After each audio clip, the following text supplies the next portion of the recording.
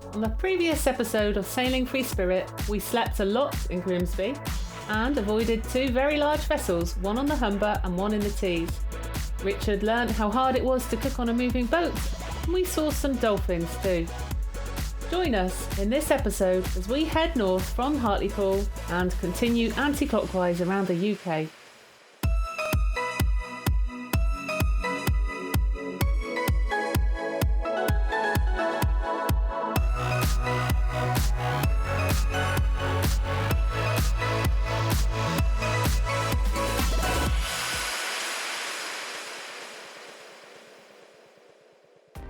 We had spent 3 nights in Hartlepool while we were visiting Richard's family, which meant we didn't have much time to visit the local attractions, not even the Maritime Museum, which is home to the 3 big masts you can see in the distance here.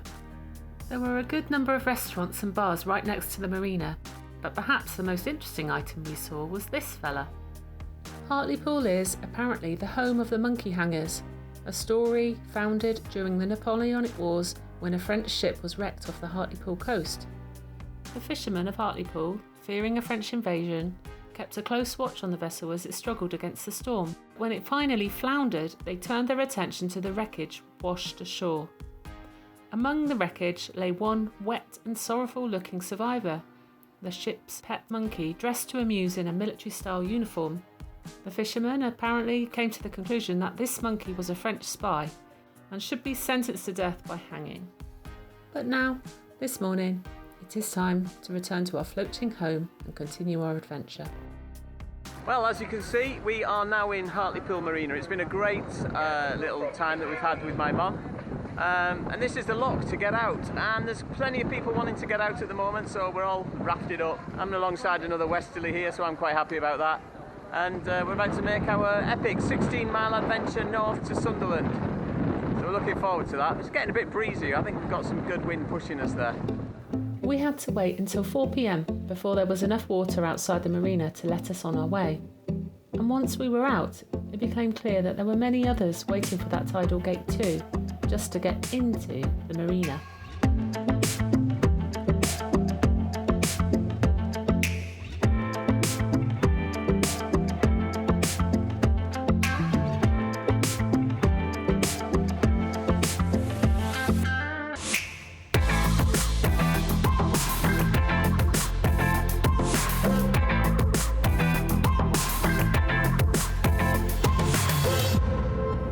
Last time I did this Hartlepool to Sunderland journey was about 13 years ago, something like that, and it was with my downstairs neighbour. I had a lovely downstairs neighbour. She had a boat, and we actually met in the yacht club, and I was asking if I could get some sailing with anybody, and started talking. I didn't realise the person I was talking to was my new downstairs neighbour. Anyway, so we popped down on a lovely sunny day to Hartlepool from Sunderland on her boat Shotgun, and we were in company with Hissy Fit and a few people on that boat, and it was a lovely sunny day. We got to Hartlepool, had a few drinks there at the shops, and then we turned around and we came back, and I got splashed and I got cold and the weather came in. I'm not exactly sure what changed, but it was lovely to be back up in the northeast, sailing again and looking at this coastline too. Perhaps having a first mate as good as this was my driving up my sailing force, hey? Our distance to Sunderland is 8.21 nautical miles. We're in this really awkward situation where the course that we're heading, the wind is pretty much right behind us. And that means that it's difficult to keep the sails full. So what we do is we go goose wing like this.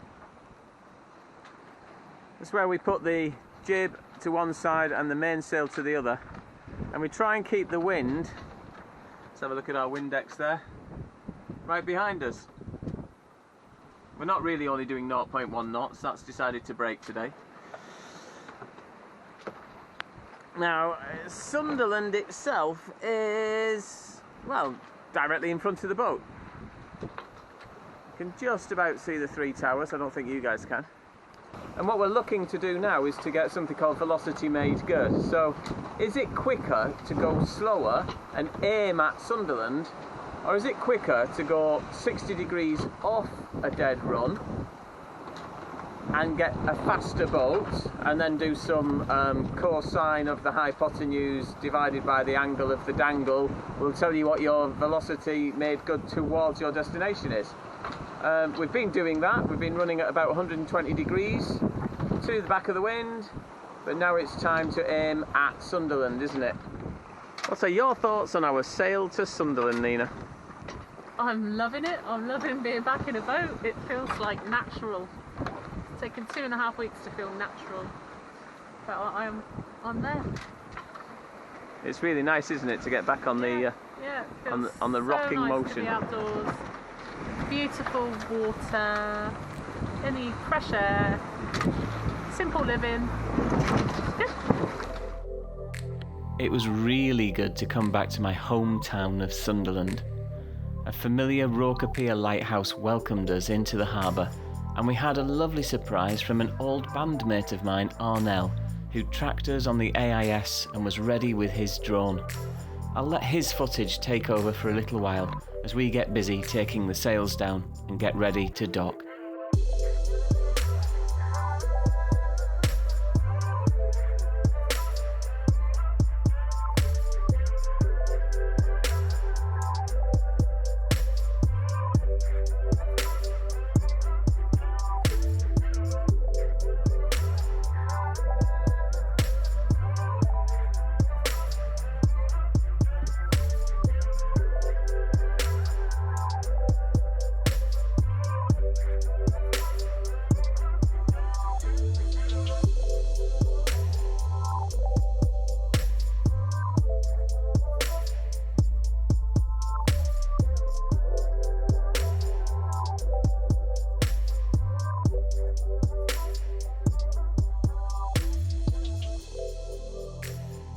Hey, well that was easy. That was only what?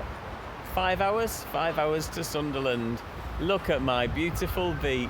Home, sweet home. Home sweet home. There it is. There's the Roker Lighthouse right between us. And look what they've done to my pub, the Smugglers.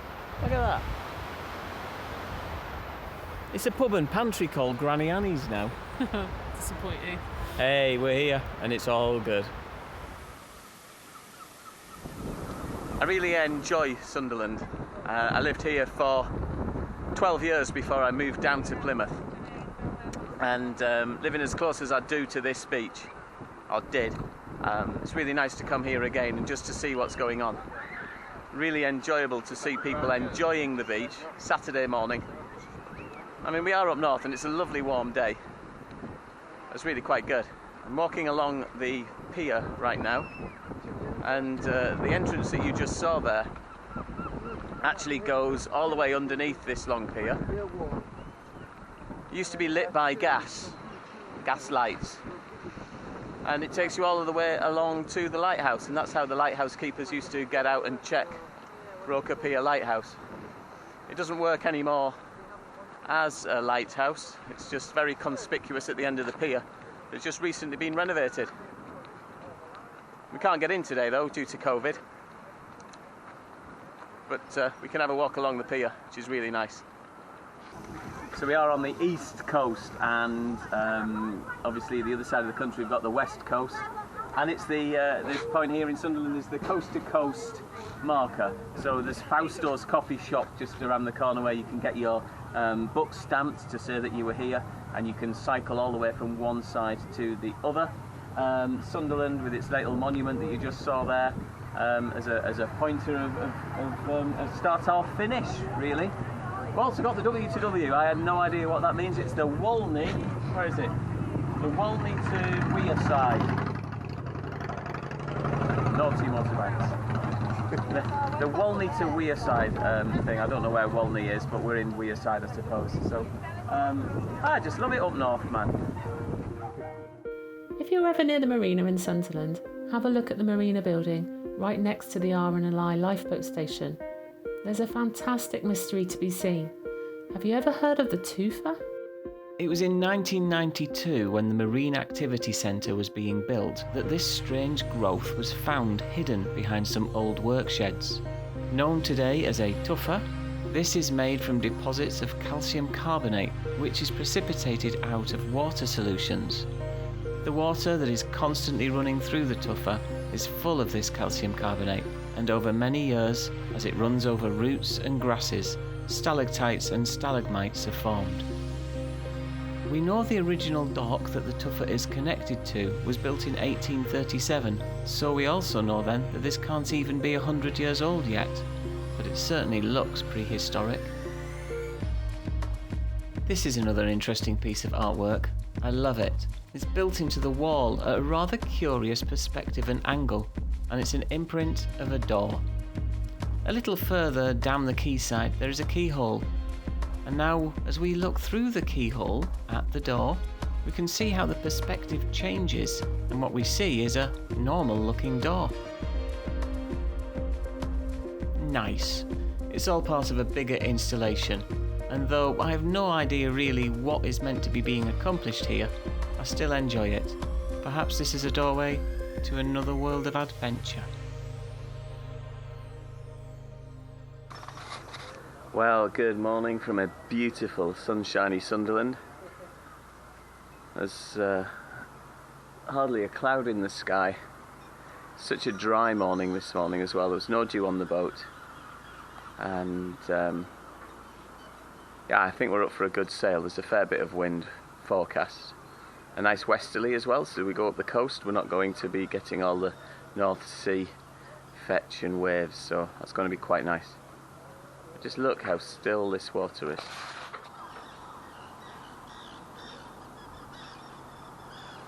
That's the fuel dock over there where the fishing boat is taking on today's punters. We'll be heading off to that to get some fuel today, just to make sure the tanks are full, but not before we've gone for breakfast. So we get the pleasures of breakfast with some good friends here in Sunderland this morning, so we're going to go and do that, and then about 10 o'clock this morning we'll be heading off and see how far we get, hopefully all the way to the Farne Islands. I am so pleased. It finally feels like I'm getting it. So we've just left Sunderland, said goodbye to some friends. The ropes went away, the fenders went away, we got the radio sorted, the sails are up, waved goodbye to some strangers on the pier, and everything's gone so smoothly. So I'm so pleased. So hopefully we've got a good day ahead. And I'll just show you what the weather's like. Windy and sunny. And sunny. Still got my waterproof on, just to stop the wind from obviously chilling. Jib and jigger up. It's been fantastic to wave goodbye to our friends there. Sorry we couldn't take you guys along to meet with them, but you know, we just wanted some personal time. But it's been really nice in Sunderland, and you can see behind, it's getting smaller as we go. The Roker Lighthouse. The beaches on this coastline, I just love them. Absolutely love them. That's why I spent 12 years here. So from the lighthouse to the lime kiln, and that's Marsden Rock, and you can just see, poking out the top of the rock, is a square tower, which is the lift shaft of the Marsden Inn. So what's the sailing like going past Whitley Bay today, Han? I have to say I'm enjoying it. It's like a dream. There's no fishing pots, there's no obstacles. It's really fast wind, we're making great progress. Just the boat's really steady. I'm so enjoying it. It's amazing. I'm a sailor now. Hey! Sunderland LPS, this is Dragonfly. We are approaching the entrance and would like to proceed to the marina, please. Let's get rid of Sunderland VTS. We're way past that now. We are at like, what did I say that was? Whitley Bay. Look at the sun shining in the northeast. It did just rain on us a little bit. Yeah, we just had a minute of rain, and it is a little bit windy, but it's lovely.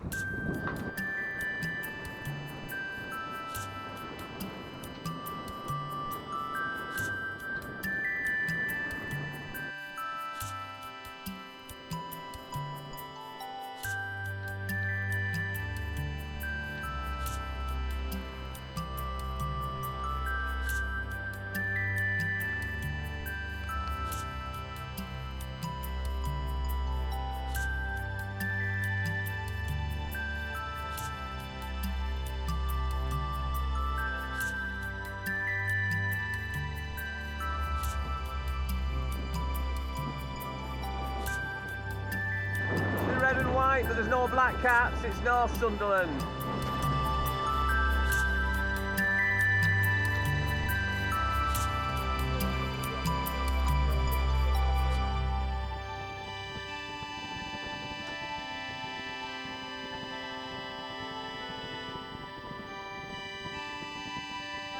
The sun's just going in, but it's been out all day and I've just had a lovely time.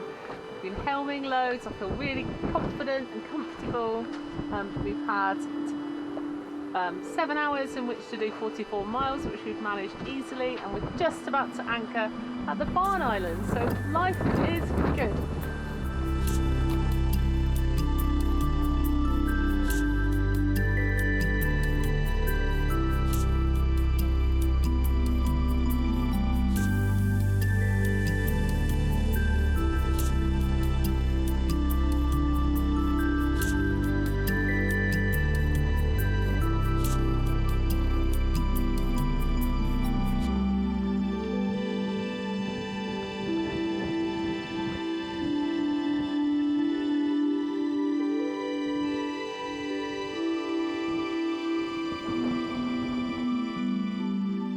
Richard had originally planned to head for a night on anchor, but the weather reports were suggesting that might not be a good idea. So, even though the wildlife was nice to see, a change of plan was needed.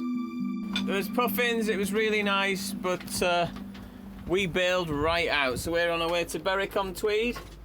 We've got 5.6 knots across the ground, and that is with tide against us.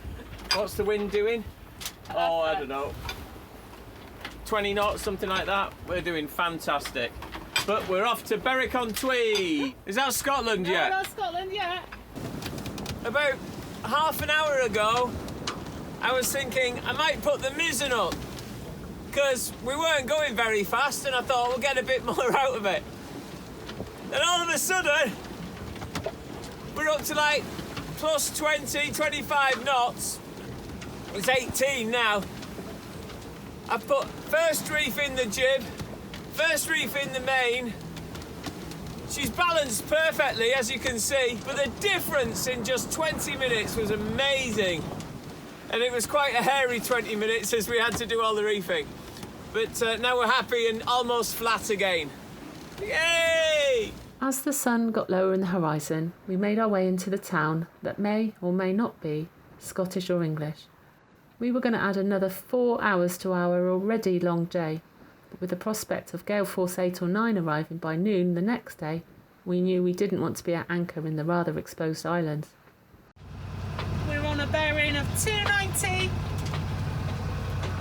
and the chart says we're there, and this is the view coming into Berwick upon Tweed just as the sun's setting. We've done 55 miles today, much more than we planned, but we're going to be getting in a minute. And soon, and the dolphins came to play with us. Yay! We thought these people need some enjoyment because they couldn't anchor where they wanted to, so they came and danced around the boat. But we couldn't film them because it was too dark on size, which we were too excited to watch them. In fact, they're still here now. You can see them out there. Oh, where are they? Where's the dolphins? Oh, yeah, can you hear them? Can you hear them? Can you see them? No, I can't see them. Sorry we couldn't get any dolphin footage for you. It was just too dark and we needed to keep our eye out for the navigation lights coming up the Tweed. Navigation lights that weren't turned on. Let's fast forward to the next morning.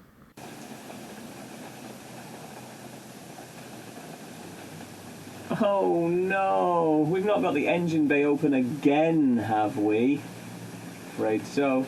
Welcome to a very wet and rainy Berwick. We had to call in here last night, as you know, and just after the dolphins left us, we had a bit of a hiccup. Yeah, we didn't see the green flashing light that wasn't flashing, and met with a bit of a rocky patch. With that rocky patch, which was a bit grindy and bumpy and a bit unpleasant, came a lot of weed. I did not realise until we finally docked up there was no water coming out of the back of the engine. Yeah, the weed had clogged up not just the filter, but it had also clogged up the whole of the tube of the intake. It was just ridiculous. So I had this screwdriver down through the bottom of the boat, pokey, pokey, pokey, no water coming into the boat. I got a hose pipe blowing down, nothing, pokey, pokey, blowy, blowy, eventually, bloop, and water came gushing into the boat. So, yeah, quickly turned that off. Just weed had stopped the engine. The engine had overheated last night. Thankfully, we managed to get onto our pontoon. And, well, just have a look at the mess that is a result of just doing one little thing. Tools everywhere. I'll get it all tidy again. And if Nina passes me the camera, I'll show you about here as well. Let's have a little look at this, see if I can do this. There we go. Hi, guys. Yeah, this is just what happens when you're trying to fix things on a boat.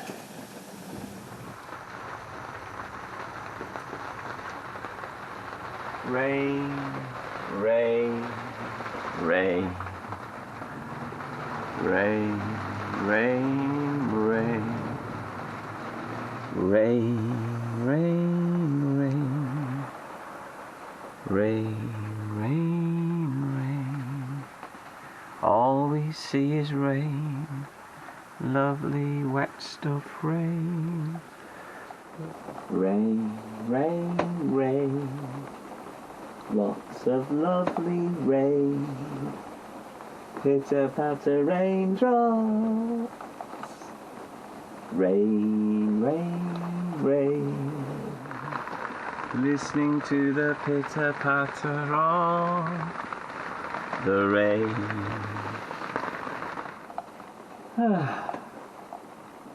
Time for a coffee.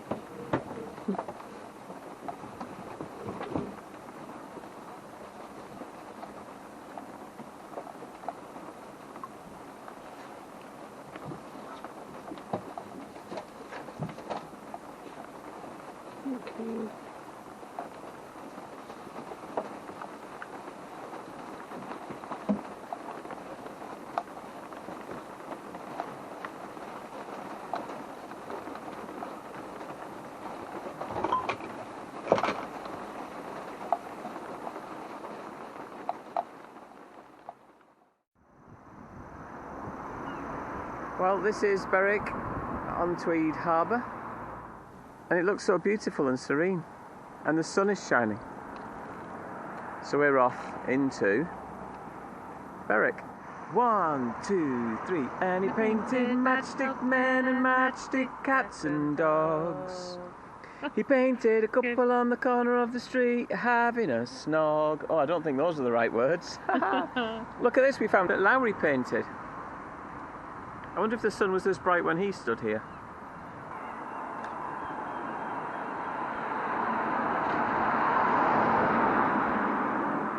It's Iron Brew, made in Scotland from girders. We're not quite in Scotland yet. Next stop, maybe.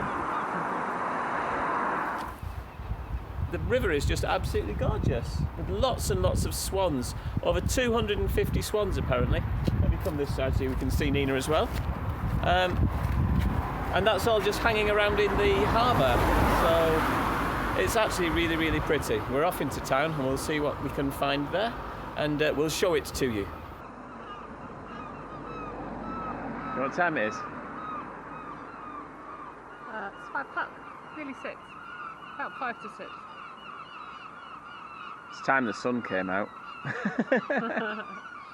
Berwick itself is a lovely mix of old buildings from ages past, cobbled streets and lots of areas that Lowry used to paint too. You can see all of these along the Lowry Trail if you ever come to visit. And Berwick also used to be a garrison town, and there are lots of really interesting areas and buildings that you can see as you walk around the whole place. And so we did that as we awaited this promised Force 8 or 9. Sure enough, that evening brought in the heavy weather, and so instead of sailing away in the morning, Richard got busy with odd jobs. So far today, I have made the light work on this. Made the light work on this, but not this, by making this switch work better. found out why the wires didn't work on this, resoldered this by burning my fingers on this, and now I'm fixing the hinges on this. And this is a rest day.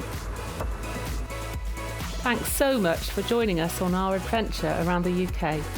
We'd love for you to keep in touch, so please hit the subscribe button and the bell, and maybe visit us on Facebook too. Have a great week and see you on the next episode.